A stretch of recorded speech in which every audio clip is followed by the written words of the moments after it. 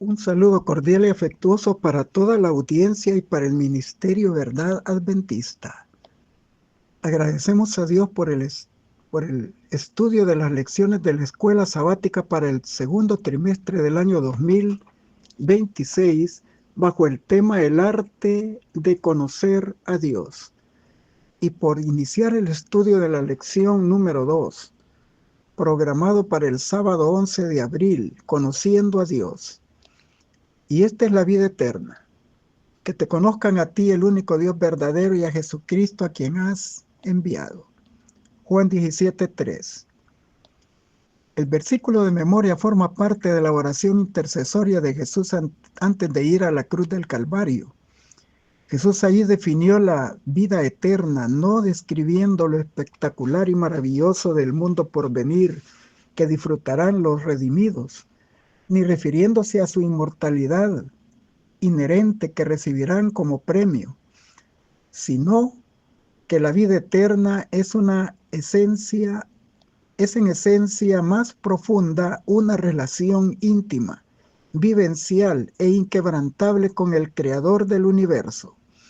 Es un conocimiento experiencial del carácter divino. Si no desarrollamos ese conocimiento profundo y nos conformamos con una religión teórica, seremos arrastrados en el tiempo del fin por los engaños abrumadores del diablo. El estudio de la semana nos invita a redescubrir a Dios y lo que la Biblia explica acerca de su carácter. Es fundamental tener una clara comprensión del carácter de Dios para disfrutar de una relación significativa con Él, para confiar en Él y para amarle plenamente. Conocer a Dios es una experiencia transformadora de nuestras vidas, y aunque nunca dejaremos de aprender acerca del maravilloso carácter de Dios, oremos para que a medida que lo hacemos, nuestra comprensión y nuestro amor por Él se profundicen, y así deseáramos acercarnos más a Él para reflejar su amor y su carácter en favor de los demás. Tenemos la oportunidad de analizar en esta semana temas importantes como estos: los atributos de Dios, el carácter de Dios y conociendo a Dios, finalizando, como es nuestra costumbre, con las aplicaciones pertinentes. Comencemos con los atributos de Dios. La Biblia ofrece la imagen más fiel y clara y coherente de Dios. Descorre el velo que separa lo visible de lo invisible. Nos muestra de dónde venimos y hacia dónde vamos, y en última instancia presenta quién tiene el control y cómo es Él. Desde Génesis hasta Apocalipsis se nos habla acerca del único Dios verdadero, quien se reveló a sí mismo como un Dios clemente y misericordioso. Éxodo 34:6. Y también se nos habla de Jesucristo, el Dios encarnado, quien vino a revelar el carácter de su Padre Celestial. Leemos en la Biblia los atributos de Dios: su omnipotencia, Job 1:12, su omnisciencia, Isaías 46:9-10, su justicia, Isaías 30:18, su misericordia, Deuteronomio 7:9, su bondad y paciencia, Romanos 2:4, su sabiduría, 1 Corintios 2:7, su gracia, 2 Corintios 12:9, su perdón, Mateo 6:14, su voluntad, Jeremías 29:11 y Romanos 2:8, su poder para vencer la muerte, Juan 11:25, su realeza, Salmo 47:8, su eternidad, Deuteronomio 33:27, y muchas otras características que nos dan abundantes razones para amarle y tener una relación con Él, ya que conocerlo personalmente es una experiencia transformadora de nuestras vidas.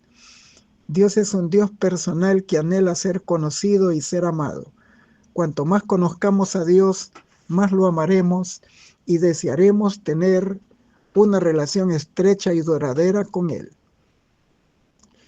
Fue Lucifer el primero en dudar del carácter de Dios, y con ello dio origen al conflicto milenario entre el bien y el mal que se desarrolla en el universo.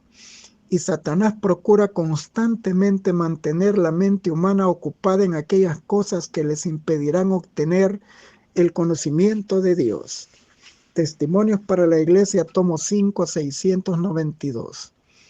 Satanás ha distorsionado la palabra de Dios y de muchas maneras ha presentado una imagen equivocada de Dios como lo hace el panteísmo, diciendo que Dios es todo lo creado y no es un Dios personal. O como lo hace el ateísmo, diciendo que Dios no existe.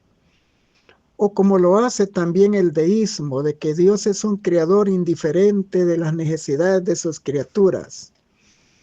Y si está siempre Satanás activo para impedir que obtengamos una imagen correcta de Dios. Leemos en Génesis 3 del 1 al 5. Pero la serpiente era astuta más que todos los animales del campo que Jehová Dios había hecho, la cual dijo a la mujer: ¿con que Dios os ha dicho, no comáis de todo árbol del huerto? Y la mujer respondió a la serpiente: del fruto de los árboles del huerto podemos comer, pero del fruto del árbol que está en medio del huerto, dijo Dios, no comeréis de él ni le tocaréis para que no muráis.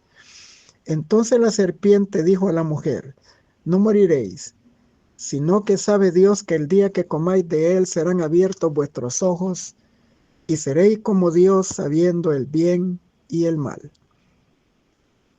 El pasaje bíblico declara cómo Satanás distorsionó la palabra de Dios, planteándole a Eva que Dios restringía su libertad por motivos egoístas, que Dios les limitaba a ella y a su esposo, y les impedía su desarrollo humano al ocultarles una bendición. Instó a Eva a desobedecer negando las consecuencias del pecado. Le dijo: no moriréis. Y luego le dijo: seréis como dioses. Le ofreció una falsa exaltación, recalcando que que Dios no quiere lo mejor para ellos y por lo tanto que ellos no podían confiar en Dios. Aún en la actualidad hay muchas personas que niegan la existencia del diablo, incluso religiones, como el brahmanismo, enseñan que Dios es el bien y el mal y que es el Dios positivo y el Dios negativo. Y este peligro de que las personas continúen percibiendo una distorsión de Dios se sigue postergando por la vida imperfecta de sus adoradores. Continuamos con el carácter de Dios. Levítico 27 dice: santificaos pues y sed santos, porque yo soy santo, Jehová vuestro Dios.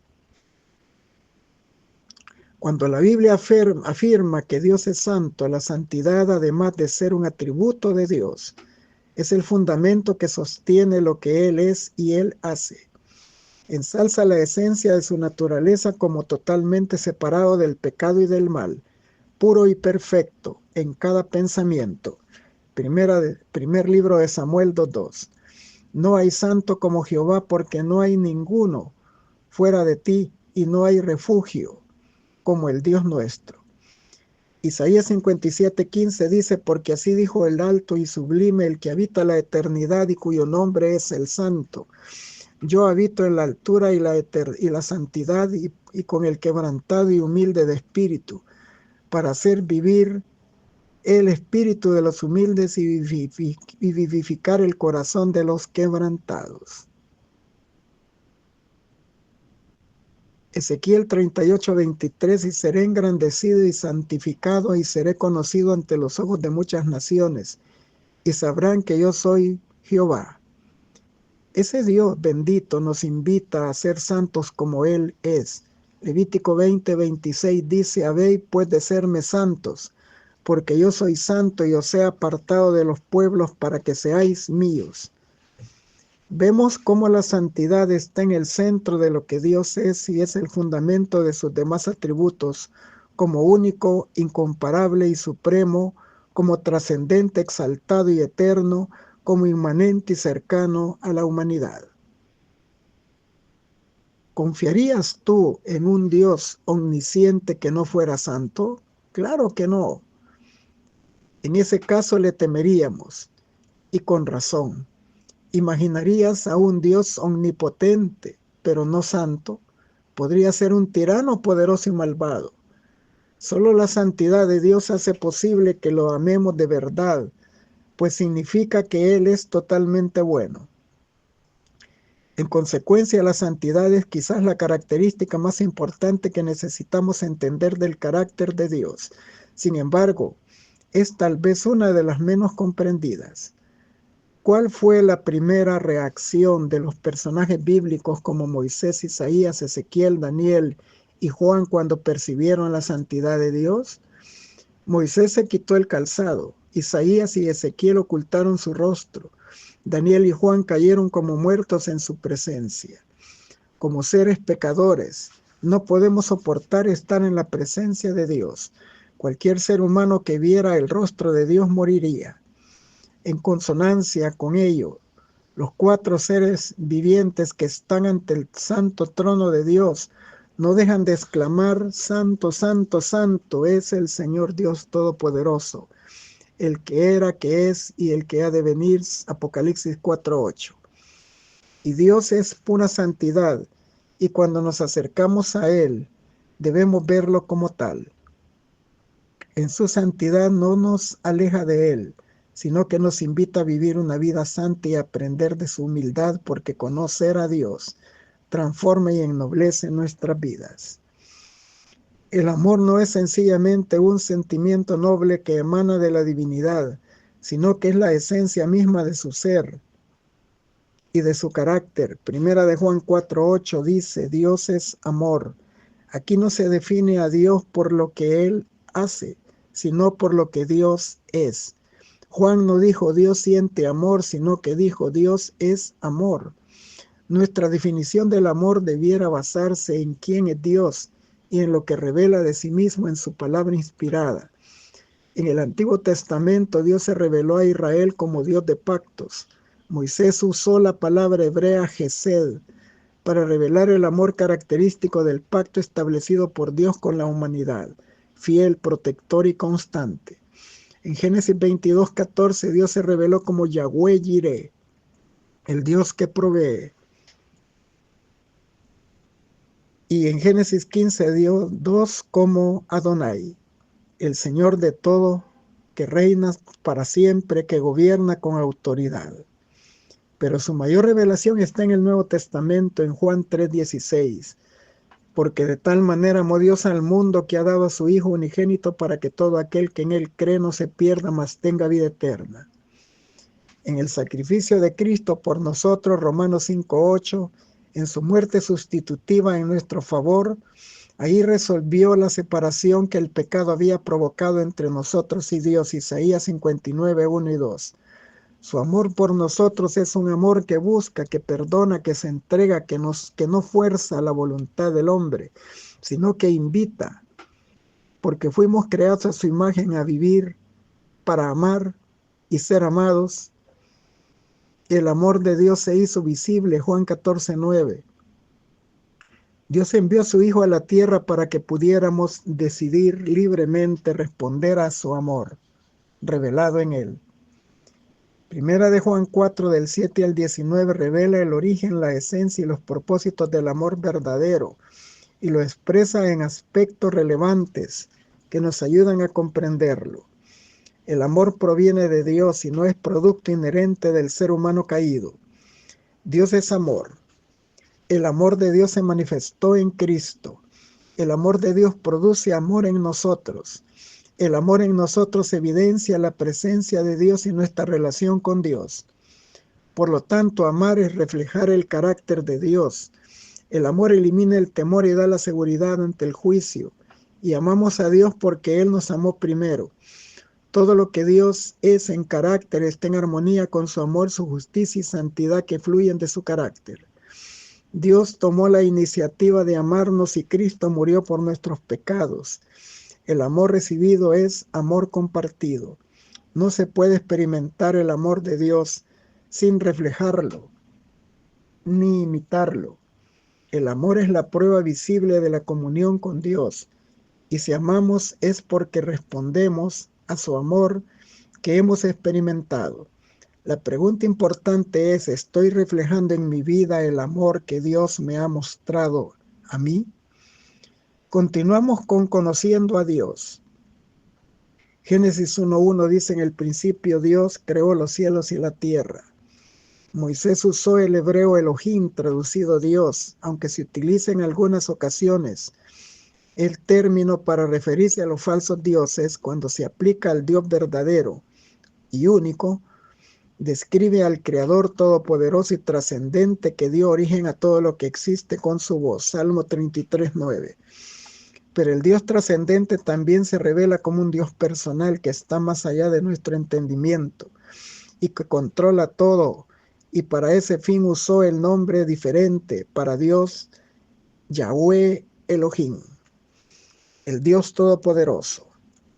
Yahweh constituye el nombre más personal del único Dios verdadero y es utilizado a menudo para destacar el hecho de que se está hablando del Dios del pacto, quien mantiene una relación amorosa con su pueblo.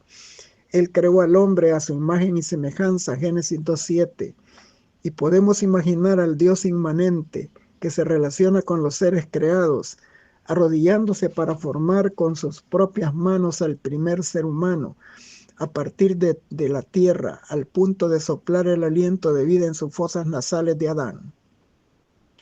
Entonces Dios, el Señor, modeló al hombre del polvo de la tierra y sopló en su nariz aliento de vida, y el hombre llegó a ser un ser viviente. Génesis 2:7. Vemos aquí la trascendencia de Dios respecto de nosotros, Elohim, y su inmanencia, su cercanía a nosotros como Yahweh. Cuán importante es pensar en estos dos aspectos del carácter divino, su control de todo y su cercanía a nosotros. No está lejos de ninguno de nosotros porque en Él vivimos y nos movemos y existimos. Hechos 17 del 27 al 28. La búsqueda de una imagen clara y equilibrada de Dios requiere leer todo lo que dice la Biblia de Él. Cuanto más aprendemos acerca de su carácter, más adecuada será la expresión de nuestro amor hacia Él. Debemos adorarle reverentemente como nuestro Creador cada día, pero también debemos confiar en Él como nuestro bondadoso Padre, aún en medio de las dolorosas pruebas de la vida, sin pasar por alto que las mismas manos que moldearon a Adán del polvo de la tierra están moldeando nuestro carácter y nos están haciendo idóneos para vivir eternamente en su presencia. La mejor revelación del carácter íntimo y profundo de Dios y su representación ante el mundo la ha dado nuestro Señor Jesucristo. Podemos confirmarlo por sus palabras y obras que revelaron el amor de Dios. Juan lo explica de esta manera sencilla al registrar las palabras de Cristo mismo: el que me ha visto a mí ha visto al Padre. Juan 14:9. La belleza de la Biblia radica en que Dios nos ha dado 4 perspectivas de la vida de Jesús para que podamos tener una imagen completa de quién es Él. A través de ellas vemos la gloriosa encarnación de Cristo. Dentro del gran conflicto, la inmanencia de Dios. Al acercarse de esta manera a identificarse con los seres humanos y de entregar su vida y salvar al caído ser humano, vemos aquí la garantía que después de cumplir su misión terrenal, según Lucas 19:10, su presencia estaría siempre con nosotros hasta el mismo fin. Él dijo: yo estoy con vosotros todos los días hasta el fin del mundo. Amén. Mateo 28:20. Esas cuatro perspectivas son los 4 evangelios de la Biblia en el Nuevo Testamento. En Mateo, escrito por un judío y para los judíos, Jesús es presentado como el león de la tribu de Judá, Apocalipsis 5:5, como el Mesías victorioso por mucho tiempo esperado, que cumplió lo prometido por Dios. En Marcos, Jesús es el divino portador de los pecados de la humanidad, primera de Pedro 2:24. Contemplamos en él su vida de servicio activo y sacrificio del Maestro, siempre atento a las necesidades de los demás y fiel a la voluntad de su Padre. Lucas nos habla de su perfecta humanidad y compasión como el Hijo del Hombre, Lucas 19:10. Y en Juan, Jesús es el Verbo de Dios preexistente, encarnado, Juan 1:1 y 14, omnisapiente, Juan 2:25. Así que los 4 evangelios nos invitan a creer que Jesús es quien dice ser, para que nuestra vida espiritual sea vivificada.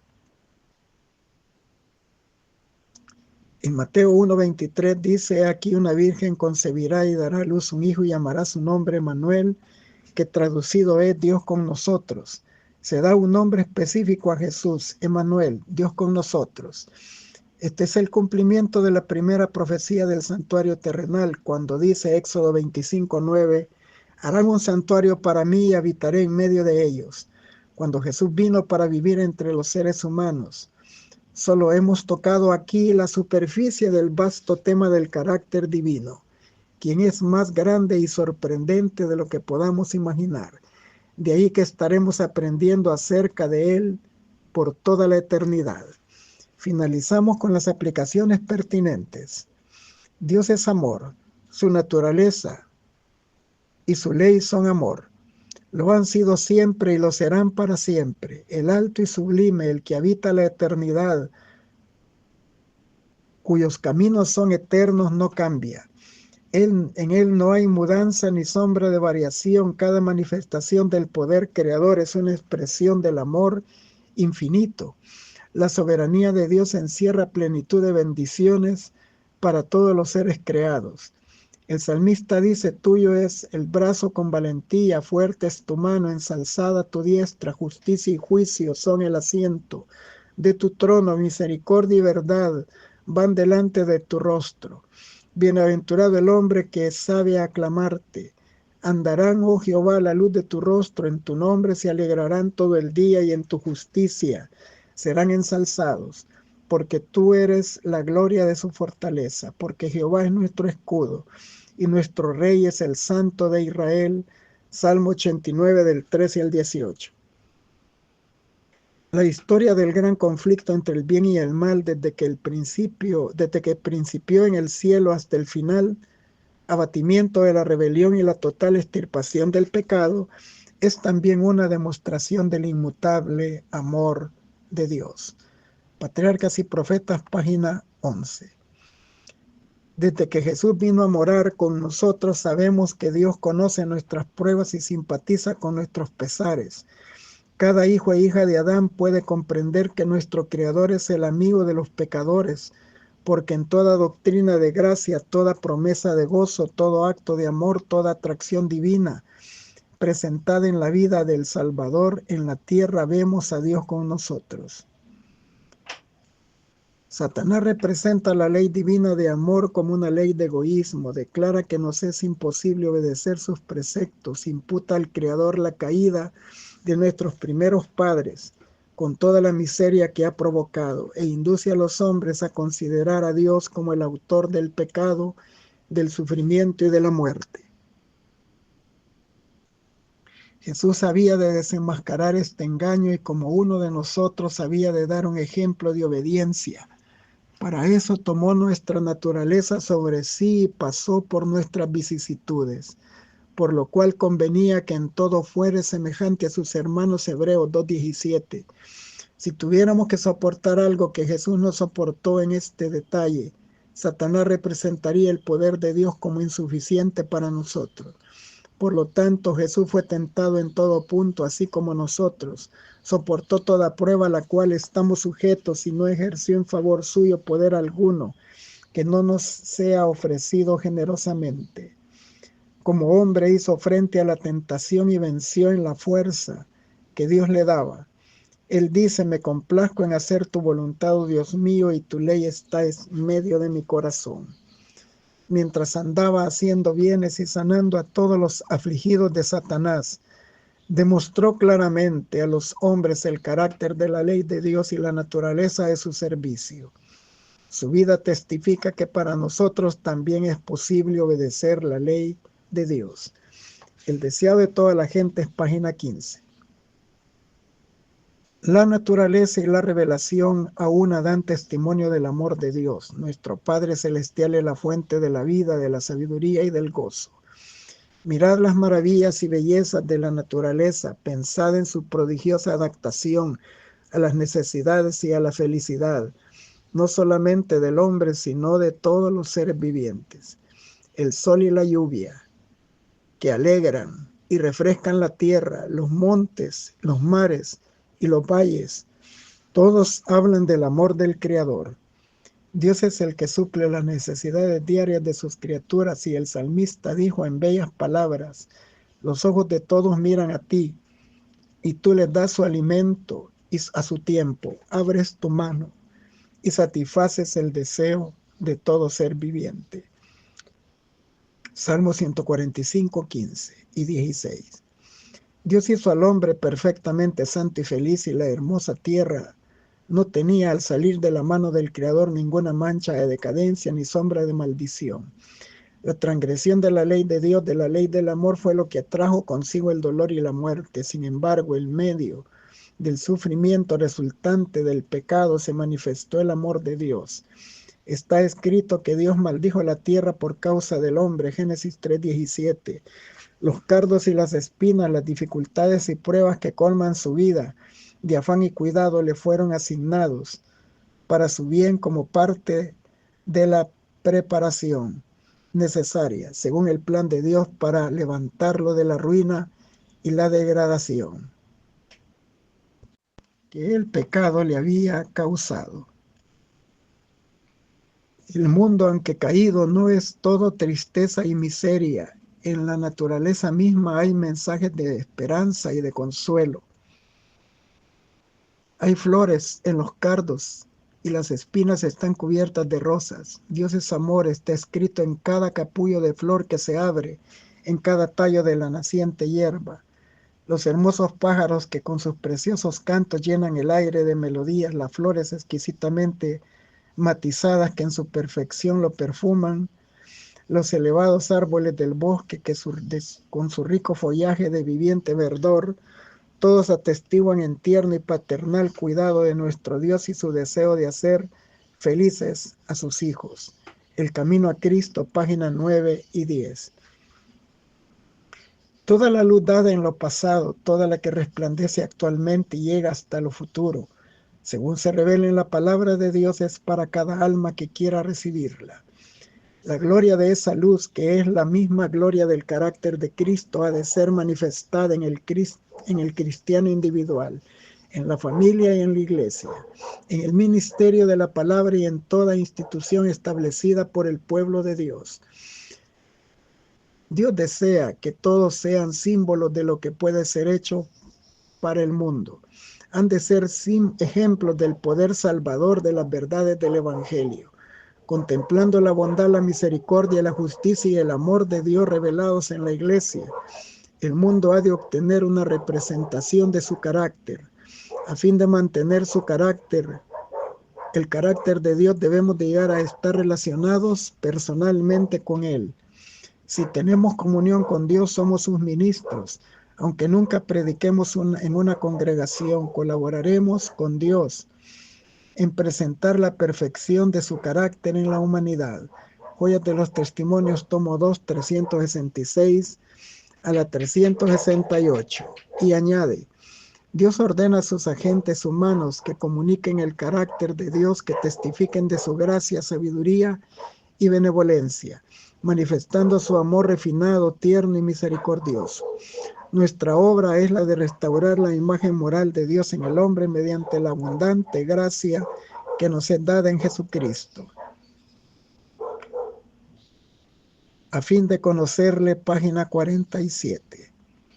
El alma que se haya transformada por la gracia de Cristo admirará su divino carácter. Cuanto más nos impulse hacia Él y hacia la palabra de Dios el sentimiento de nuestra necesidad, tanto más elevada visión tendremos del carácter de nuestro Redentor, y con tanta mayor plenitud reflejaremos su imagen. Camino a Cristo, página 65, todas estas citas en la maravillosa gracia de Dios, 9 de agosto 229. Pero el plan de redención tenía un propósito todavía más amplio y profundo que el de salvar al hombre. Cristo no vino a la tierra no solo por ese motivo. No vino meramente para que los habitantes del pequeño mundo acatasen la ley de Dios como debe de ser acatada, sino que vino para vindicar el carácter de Dios ante el universo. El acto de Cristo de morir por la salvación del hombre no solo haría accesible al cielo a los hombres, sino que ante todo el universo justificaría a Dios y a su Hijo en su trato con la rebelión de Satanás. Patriarcas y Profetas 55. Así como Dios es santo en su esfera, el hombre caído debe de ser santo en la suya, por medio de la fe en Cristo.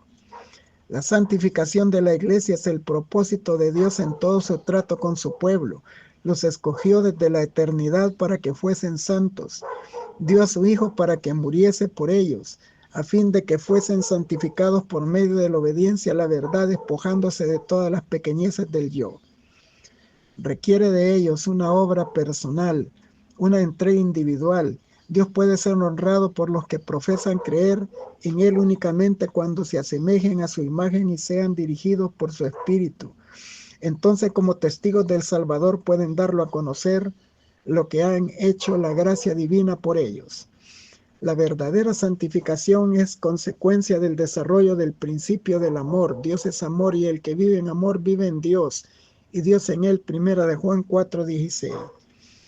La vida de aquel en cuyo corazón habita Cristo revelará una piedad práctica. El carácter será purificado, elevado y ennoblecido y glorificado. Una doctrina pura acompañará las obras de justicia y los preceptos celestiales a las costumbres santas. Los que quieran alcanzar la bendición de la santidad deben de aprender primero el significado de la abnegación. Es la fragancia del amor para con nuestros semejantes lo que revela nuestro amor para con Dios. Es la paciencia en el servicio lo que otorga descanso al alma. Es mediante el trabajo humilde, diligente y fiel como se promueve el bienestar de Israel. Dios sostiene y fortalece al que desea seguir en la senda de Cristo. La santificación no es obra de un momento, una hora o un día, sino que toda la vida. Y no se le consigue por medio de un feliz arranque de sentimientos, sino que es el resultado de morir constantemente al pecado y vivir cada día para Cristo. No pueden corregirse los males ni producirse reformas en el carácter por medio de esfuerzos débiles e intermitentes. Solamente venceremos mediante un prolongado y perseverante trabajo, penosa disciplina y duro conflicto. La santificación es el resultado de la obediencia prestada durante toda la vida. Los Hechos de los Apóstoles 447 y 448. El mundo está envuelto en tinieblas de falsa concepción divina. Los hombres están perdiendo el conocimiento de su carácter, el cual ha sido mal entendido y mal interpretado. En este tiempo ha de proclamarse un mensaje de Dios, un mensaje que ilumine con su influencia y salve con su poder. Su carácter ha de ser dado a conocer sobre las tinieblas del mundo, que ha de resplandecer la luz de la gloria de su bondad, misericordia y verdad. El último mensaje de clemencia que ha de darse al mundo es una revelación de su carácter de amor. Los hijos de Dios han de manifestar su gloria en su vida y carácter y han de revelar lo que la gracia de Dios ha hecho por ellos. Palabras de vida del Gran Maestro 342. La ley requiere justicia, una vida justa, un carácter perfecto, y esto no lo tenía el hombre para darlo. No puede satisfacer los requerimientos de la santa ley de Dios, pero Cristo, viniendo a la tierra como hombre, vivió una vida y desarrolló un carácter perfecto. Ofrece estos como don gratuito a todos los que quieran recibirlos. Su vida reemplaza la vida de los hombres. Así tienen remisión de los pecados pasados por la paciencia de Dios. Más que esto, Cristo imparte a los hombres atributos de Dios, edifica el carácter humano a la semejanza del carácter divino y produce una hermosa obra espiritualmente fuerte y bella. Así la misma justicia de la ley se cumple en el que cree en Cristo. Y Dios puede ser justo y ser el que justifica al que es de la fe de Jesús. Deseado de todas las gentes, 710. La regeneración es la única senda por medio de la cual podemos llegar a la ciudad santa. Es angosta y estrecha la puerta de entrada, pero por ella debemos guiar a hombres y mujeres y niños, enseñándoles que para ser salvos deben de tener un nuevo corazón y un nuevo espíritu. Los antiguos rasgos del carácter hereditario deben de ser vencidos. Los deseos naturales del alma deben de cambiar. Se debe renunciar a todo engaño, toda falsificación y toda maledicencia. Hay que vivir una vida nueva, hay que hacer una vida nueva que hace de los hombres y mujeres seres semejantes a Cristo. Y debemos nadar, por así decirlo, contra la corriente del mal. Cada día con Dios, página 106. Y a medida que los años de la eternidad transcurran, traerán consigo revelaciones más ricas y aún más gloriosas respecto de Dios y de Cristo. Así como el conocimiento es progresivo, así también el amor y la reverencia y la dicha irán en aumento. Cuanto más sepan los hombres acerca de Dios, tanto más admirarán su carácter. A medida que Jesús les descubra la riqueza de la redención y los hechos asombrosos del gran conflicto con Satanás, los corazones de los redimidos se estremecerán con gratitud siempre más ferviente, y con arrebatadora alegría tocarán sus arpas de oro, y miríadas de miríadas y millares de voces se unirán para engrosar el potente coro de alabanza. Y a toda cosa creada y que esté en el cielo y sobre la tierra y debajo de la tierra y sobre el mar y a todas las cosas que hay en ellos, les oí decir bendición y honra y gloria, dominio al que está sentado en el trono y al Cordero por todos los siglos. Apocalipsis 5:13. El gran conflicto ha terminado, ya no hay más pecado ni pecadores. Todo el universo está purificado. La misma pulsación de armonía y de gozo que late en toda la creación. De aquel que todo lo creó manan vida, luz y contentamiento por toda su extensión del espacio infinito. Desde el átomo más imperceptible hasta el mundo más vasto, todas las cosas animadas e inanimadas declaran en su belleza sin mácula y en su júbilo perfecto que Dios es amor. El conflicto de los siglos, página 657. Les deseo un feliz sábado en la bendita y gloriosa presencia del Señor.